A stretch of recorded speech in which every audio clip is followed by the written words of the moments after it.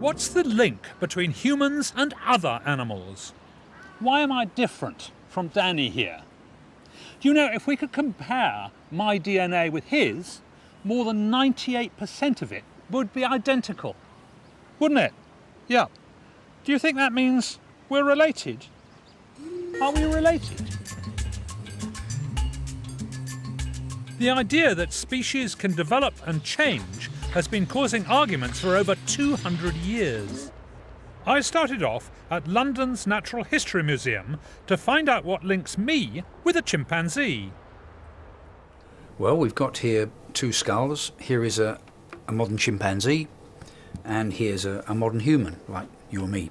They're similar in terms of their overall structure because we've got here basically the same number of bones in each skull. We've got the same numbers of teeth, but of course looking at them we can see there are also differences. The brain of the chimpanzee is much smaller than the human brain. It's only about a quarter of the size of our brain. And if we look at the teeth, we can see these very large canine teeth which interlock with each other, as you can see there. Is there any evidence of some common ancestor? Well, yes. I mean, because of the similarities, we guess they certainly had a common ancestor a long time in the past, and that they split and went their separate ways, and that's when these differences must have developed or accentuated. And we have got fossils now from about 3 million years ago. 3 million? Wow. And this is a fossil from a site called Sterkfontein in South Africa.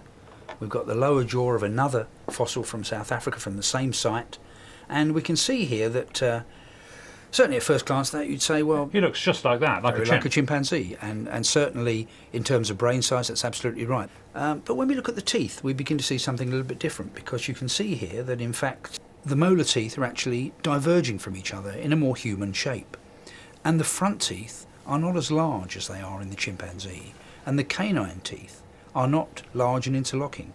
So interesting evidence there of something which may seem ape-like but does have some differences, some really human features.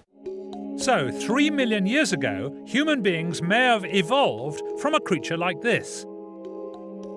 But such fossils are rare, and there are still lots of gaps in the family tree. The idea that humans and apes might have shared a common ancestor is still regarded as pretty dangerous stuff in some parts of the world. But who was this chap Charles Darwin, and how did he get the idea? And is it just a theory, or is it established fact?